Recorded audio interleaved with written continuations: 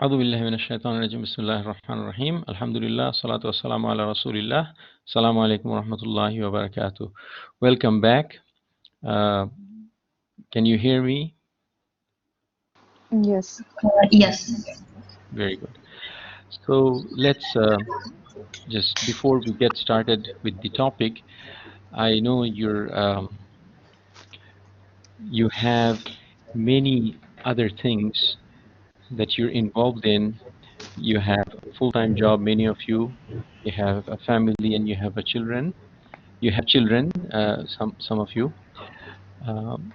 If I can ask you to turn off the microphone to stop the echo, and then if you have a question, you can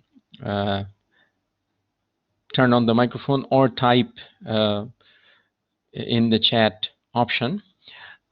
So let's get back to what we were discussing. You have a lot of responsibilities outside this degree, and just want to share with you some suggestions, and you may already be very organized. In that case, it will help you, inshallah, but you will find it at times a little bit overbearing with all that you have going right now, and in addition you have this degree.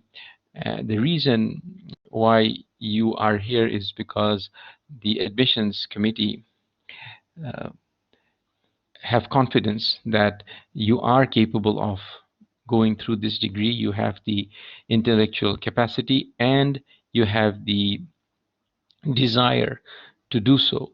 So inshallah, all of you will finish, and because your bachelor's degree is not in business, you have to do some bridge courses, one of which is this accounting course.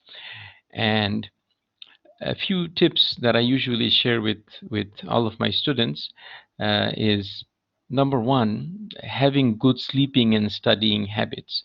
And usually it boils down to sleeping early and waking up early, if that is possible. If you have young children, they go to bed early anyway, so you can go to bed with them immediately.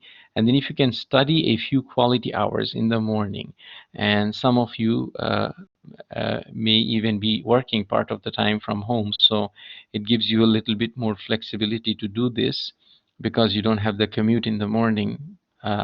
So a few quality hours in the morning is usually very good. 1 hour in the morning is equal to 2 or more hours in the evening when you're tired. And you have to schedule your study hours. So if you're taking 4 courses, you have to see how many hours outside the class time you have to study, and you have to spread those over the week and the weekend so that you can have a plan of doing the tasks that are given to you. Now, this course, the Introduction to Accounting course, inshallah, is not going to be difficult. Most courses are not going to be difficult because you have experience of being a university student and you have work experience. So a lot of what you have learned at work will come in handy when you're studying. So having the study hours scheduled will help you, inshallah, be more organized. Another thing that I share with all of my students, and I myself follow very well, try to follow very well as much as I can, is the exercise routine. And those who are in the medical field can attest to that, that exercising daily and eating well is, both of those things are helpful in many different ways, and it will be, helpful for being more productive if you were to do that. And adding to that, taking care of yourself. Now, some of you are mothers, some of your fathers, and you have a lot of responsibilities. You have spouses and children, and in an effort to take care of all of those other people in our lives, sometimes fail to take care of ourselves, and that's not something that should be done. You should take care of yourself. You should eat well. You should rest well.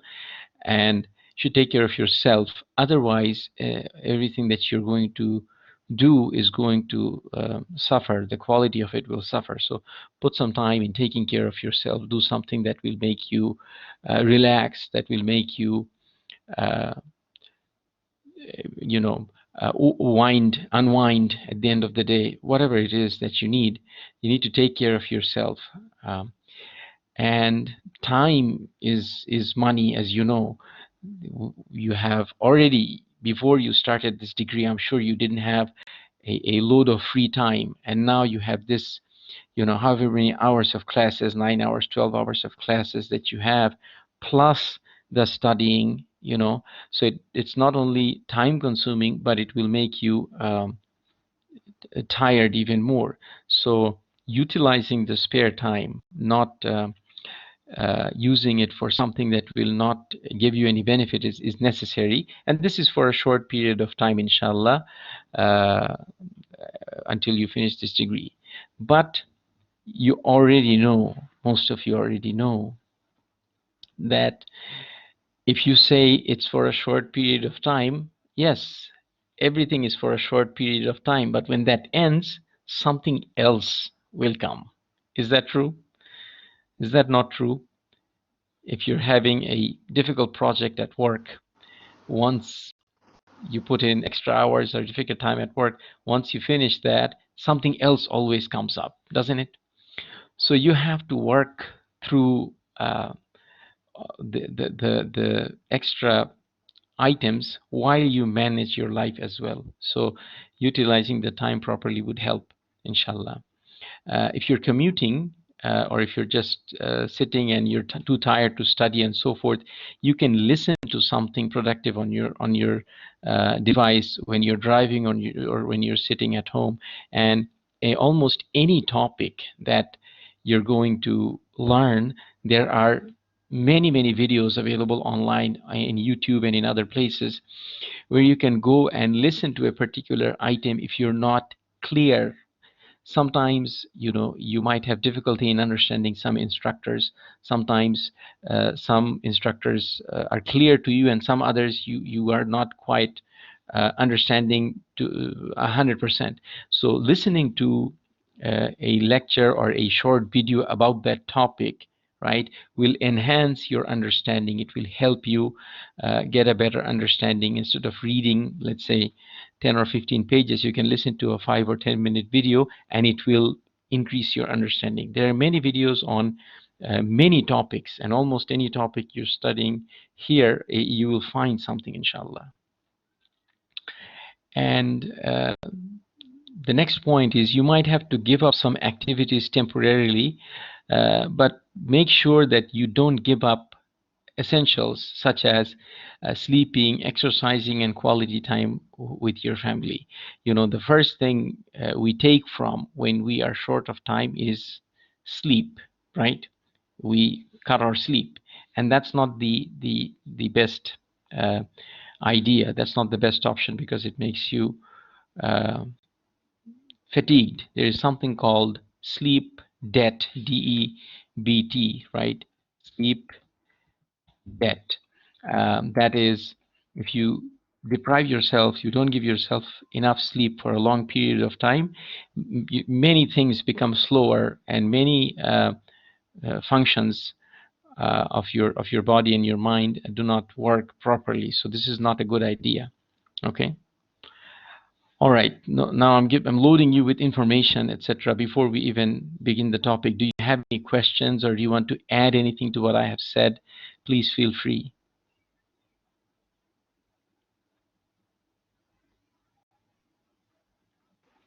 I personally just want to thank you for these tips. I'm sure it's going to be very useful for us, and we really need it. Thank you, Doctor. My pleasure. My pleasure.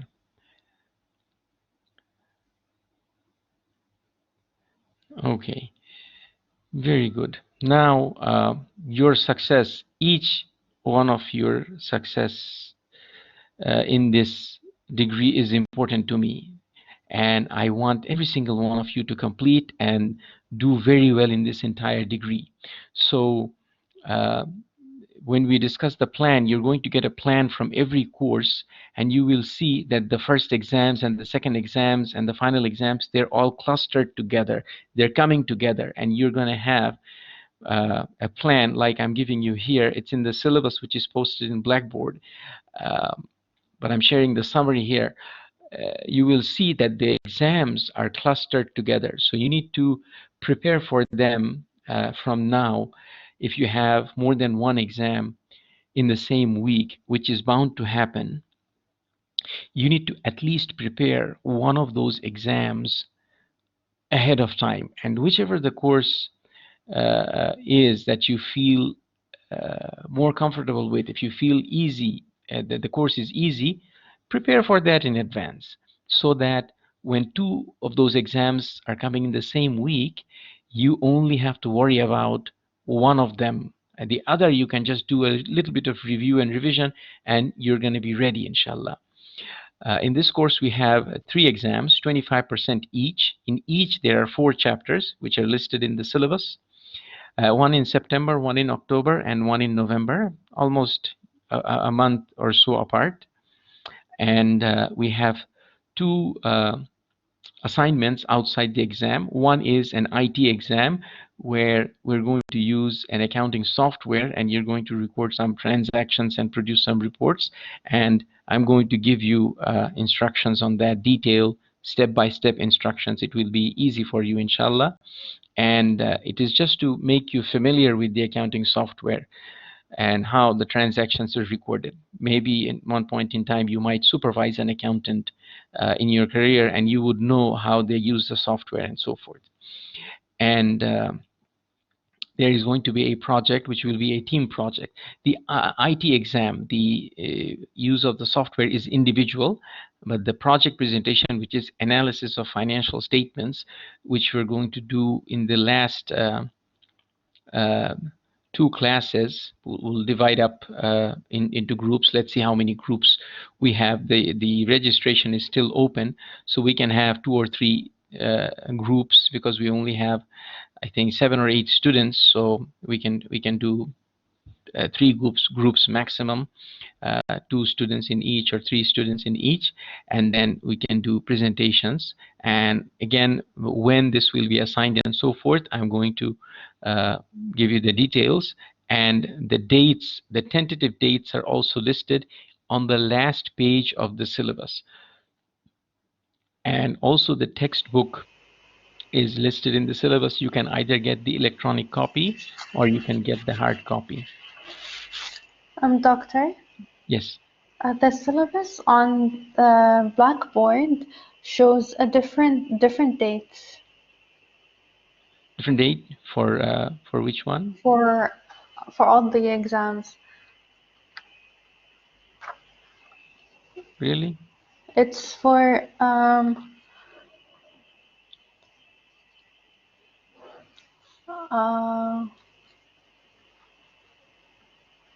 it shows the dates. It shows, first of all, that the grading tools, there's a financial statement analysis project, and then a computer project, QuickBooks, and the percentages are different. Oh, I think I posted the wrong version of the syllabus in there. Yeah. Okay. Thank you so much. Let me make a note here. I'm going to change that, inshallah. So we go by what's on the presentation? Just give me a second. Let me do that in just a second, real quick here. No, the one which is posted is for Professor Nidwan. Yeah. That's the wrong. That's 2000. Yeah, that's why I was surprised. It's different name. Yeah. That is 2018. You see. Thank you so much for catching that. Now, try to open that right now and see if it is fixed.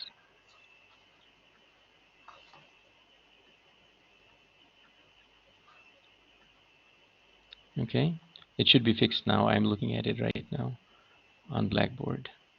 Yeah, it's fixed. Okay. Thank you so much. Okay, no problem. Yes, Thank it you. is. Thanks. I appreciate it. Yes, Mr. Muhammad, go ahead. Go ahead. Doctor, regarding the book, only one book, but electronic or textbook, correct? Yes. It's only one, but we have to we choose. We get Yes. textbook Yes. or electronic. Either electronic or hard copy, whichever you like. And the 7th edition is the earliest one you can get. But if you get a newer edition, that is also fine. No problem. Okay. Oh, okay, thank you, Does Doctor. that answer your question? Okay. Now, Miss Mariam, thank you so much. So now this is the tentative plan. Any questions in regards to this? Okay. Very good. Now let's jump into the topic a little bit, and then we'll take a short break. We have the first chapter, which is Introduction to Financial Statements. And in here, we'll start with talking about the different types of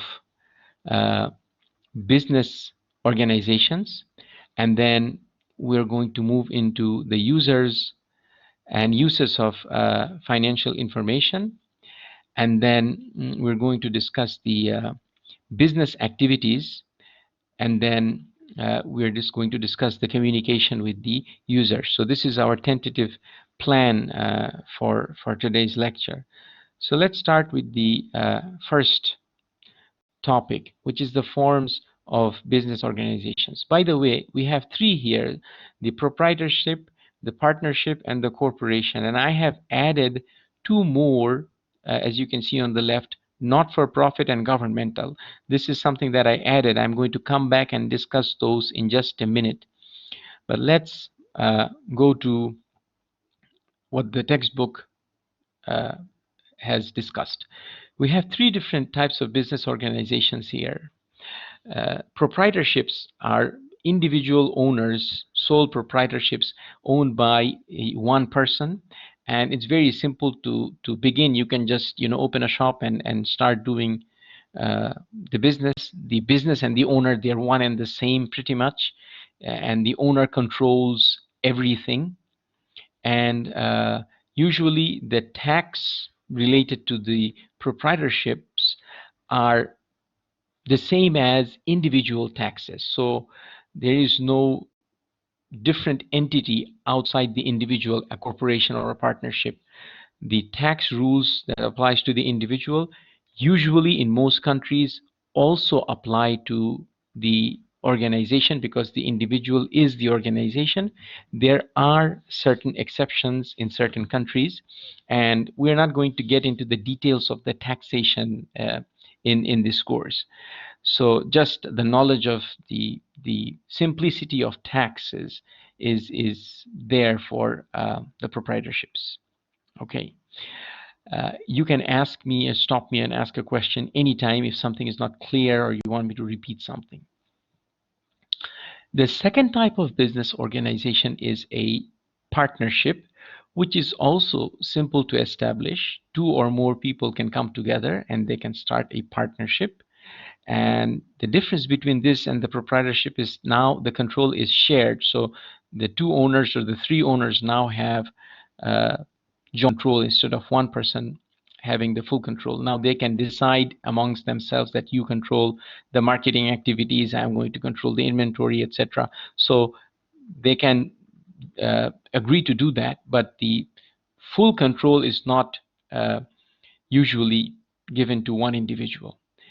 And the benefit of having a partnership is now you have a broader set of skills and resources. So now you have 2 or 3 people and they have different backgrounds. Maybe one is an engineer, one is a business graduate, and another person has a degree in another field. So now they have different set of skills coming together, and they have a greater resource in managing the business. Again, the tax advantages are there for a partnership as well.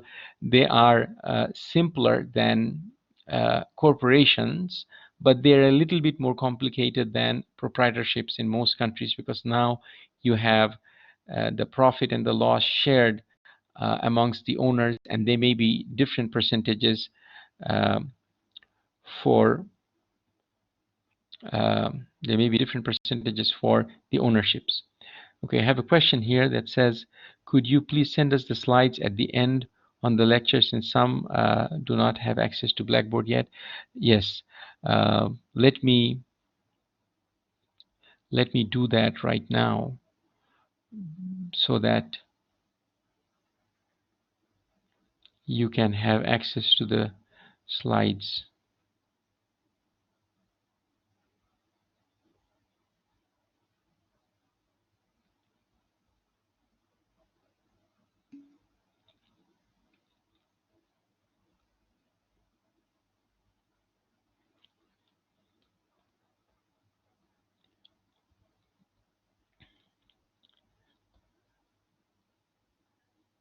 Okay, now, besides Miss Ala, anybody else needs the slides?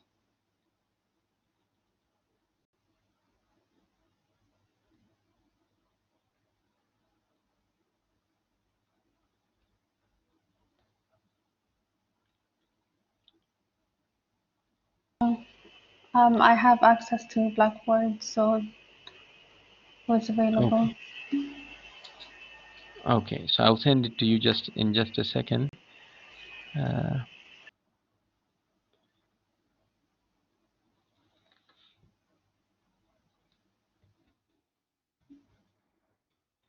Because it will be helpful for you to take notes.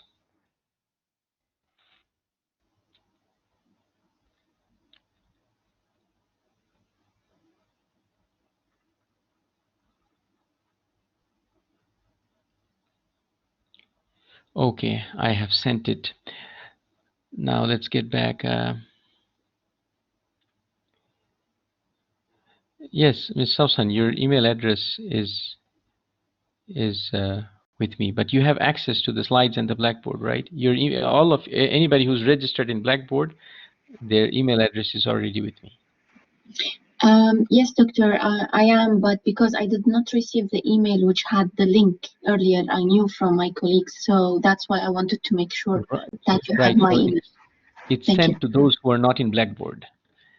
It's sent to the email addresses, personal email addresses. So if you have your QU email address, you should have access to, you have registered for your course. And I think you're the first one who registered for the course. So I did not send it to you, your Perfect. QU address. Thank you so much. No problem, no problem. Okay, now, so we have the first two, proprietorship and partnership. Let's get to the third one, corporation. The corporation is the most the complicated format of the business, and it is more difficult to form and more difficult to operate than the first two, but it is easier to transfer ownership of a corporation. So if you own a stock and you just sell that stock, you do not own the corporation anymore. Somebody else owns it, and you can have many owners, right? And because of that, it is easier to raise funds. So you can sell the stocks and you can raise funds easily. In the case of a corporation, you do not have any personal liability, meaning if the corporation goes out of business, then the only thing that the bank or anybody else who wants to get access to will have access to the company assets. Your personal assets are not going to be harmed, so there is no personal liability. The only thing that you have liability for is what you already invested in the business, right? And of course, the taxes and reporting and all of those are more complicated in the case of a corporation, right? So this is a brief introduction to these three types of entities. Just briefly going back to the two other types I have listed here, a not-for-profit entity. An example of a not-for-profit entity would be, let's say, Qatar Charity, right? It's an entity that is not there to make profit. Qatar University is also another not-for-profit entity. Hamad Hospital is not-for-profit entity. And then you have the governmental entities, right? So you have the Supreme Education Council, or you have the ministry, right? So there is a governmental entity, and an entity can be a not-for-profit as well as governmental entity, right? Governmental entities are not-for-profit as well, right? Okay, so their accounting rules are very different from the businesses that are for profit. So a sole proprietorship, a partnership, or a corporation, they are in the business to make profit. The not-for-profit and governmental entities are there to make profit. They have a purpose to serve, right? Either they have a governmental role to play, or they are there for a charitable reason, or some other benefit that they want to do. Okay, so any questions in regards to what we have discussed so far? So far, is it clear? You're following? Yes, no, maybe? Yes. Yes. Okay, very good. Alhamdulillah. Doctor, I have just one question regarding the liability Yes. in the corporation. So, who is responsible if there is any mistake, or who will be responsible in the corporation? Right, that's a very good question. When we say personal liability, when we mean in the case when the company, if the company goes out of business or if the company defaults, then the company has a legal protection under the name of the company. So the bank or any other entity can only take the company assets and not the individual assets, right? As far as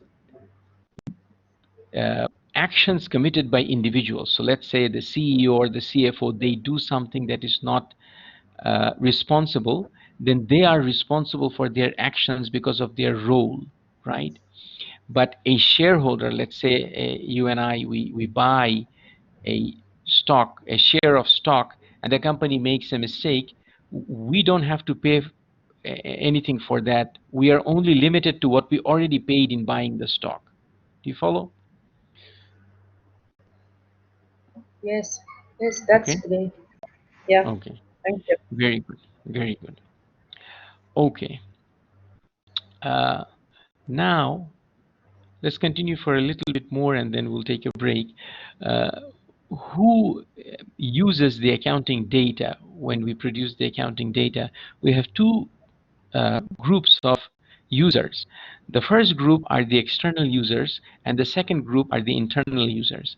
The external users are people outside or organizations outside the company, like the taxing authorities, the customers, the labor unions, the creditors, for example, the banks, the investors, like the shareholders, and the regulatory agencies, right?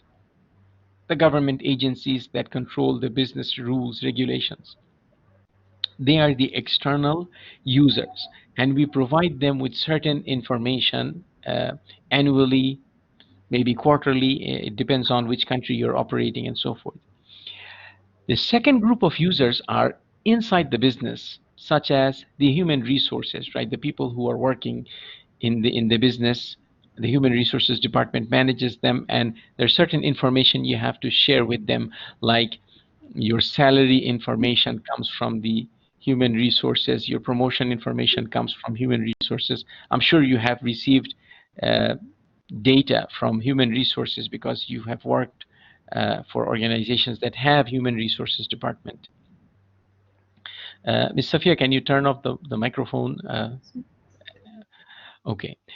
You also have the finance department, right? That's an internal user, the marketing department, the management. So all of these are internal users, and certain accounting information is provided to them.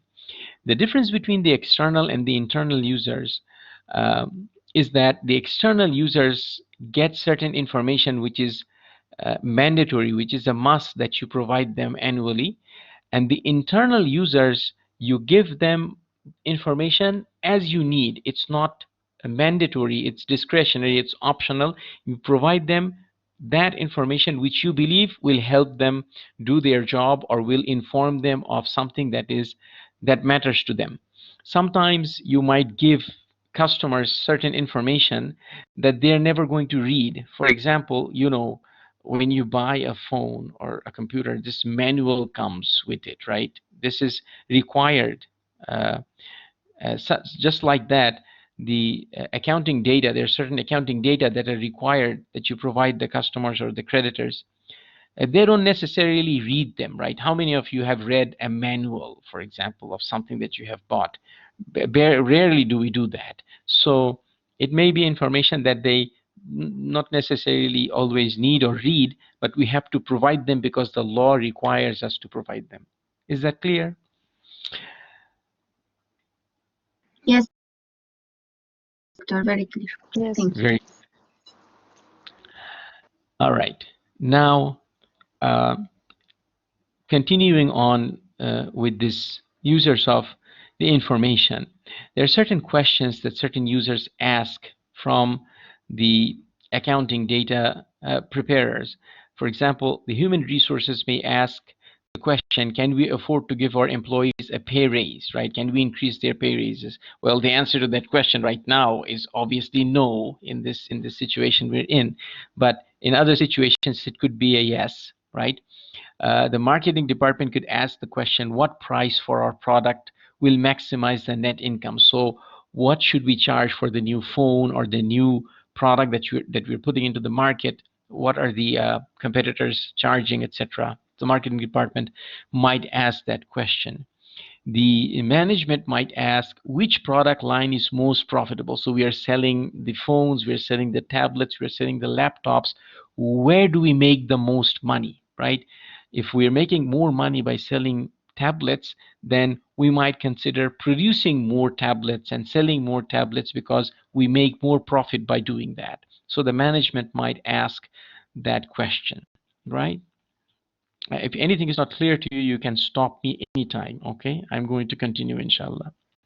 The finance department may ask a question such as, is cash sufficient to pay dividends to the stockholders? So the finance department is different than the accounting department. The accounting department is responsible for managing all the data about all the transactions, the buying and the selling and the paying of the customers and the employees. All of that is handled by the accounting department. The finance department makes decisions on whether to buy another building or pay the stockholders a dividend or borrow more money from the bank. And for that, the accounting data comes from the accounting department, the preparers of the accounting information. Okay? All right. Yes. The investors, right? Okay, have a question here. Go ahead. Go ahead. Doctor, Yes. that can you bring the previous slide, please? Yes. The third question cannot be asked by financial or finance. Which product line is more profitable? Yes, that is a very good question. Now, you understand, any of these questions can be asked by any of these departments. Okay? Any of these questions, right? For example, can we afford to give our employees a pay raise? Management can ask that question, right? So that's a very good question. Anybody can ask any one of these questions, but the most likely place where the question is going to come from is listed here. But anybody can ask any one of these questions, and that is a very good question that you asked. Okay, does that answer your question? Yes, yeah. Because I Okay. get confused why the management asked this question, and it's Right. about the profit. So, because the management is responsible. When I say the management, remember, when you say the management of the business, it actually includes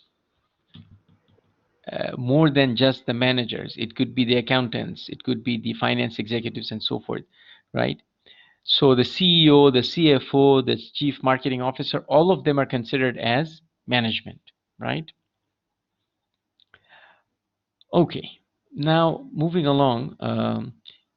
investors could ask the question, is the company earning satisfactory income? Because the investors invest money in the business to make money either from the dividends or by getting a profit by selling the stocks. So they might ask the question, is the income sufficient?